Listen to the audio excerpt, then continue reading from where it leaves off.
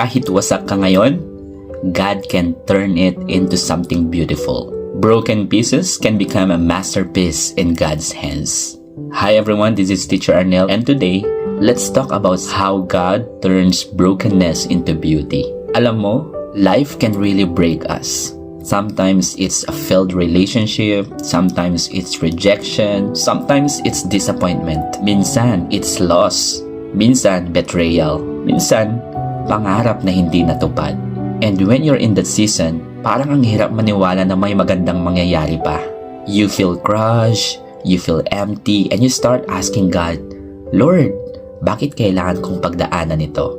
But kapatid, I want you to remember this. God is not intimidated by your brokenness. Hindi siya natatakot sa mga sugat mo. Hindi siya natatalo ng pain mo. In fact, God can use your brokenness as a platform for His glory. Diba? Sabi nga sa Romans chapter 8 verse 28, and we know that in all things, God works for the good of those who love Him, who have been called according to His purpose. Take note, all things. Not only the good things, not only the blessings, even the painful seasons, even the heartbreak, even the moments na akala mo end na, God is working even you don't see it. Kapatid, minsan iniisip natin na pag broken tayo, useless na tayo. Pero sa mata ng Diyos, that's not the end.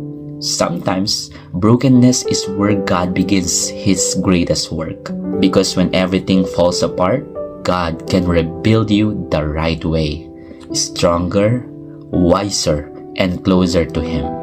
Maybe right now, you feel like you're in pieces, parang hindi mo nakilala ang sarili mo. But listen, God is the master builder. He can restore what you thought was permanently destroyed. He can turn your mess into a message. He can turn your wounds into a wisdom. He can turn your breakdown into breakthrough. So my dear, don't lose hope. If you're broken today, bring your broken pieces to Jesus because He doesn't throw broken people away.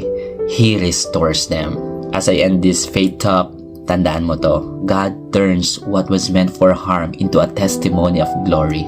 Your brokenness is not your ending. It's your beginning with God. God bless you.